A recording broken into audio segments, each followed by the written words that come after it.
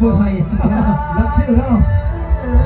ขอพบเข้าใจเป็นพิเศษกันแล้วกันสำหรับบรรยากาศนี้นะฝากต้อนให้กำลังฐานทุกภาคส่วนก็แล้วกันนะยินดีต้อนรับและฮักเมียเขาหัวใจฮักเมียเขาหัวใจเล่นได้ไหมล่ะ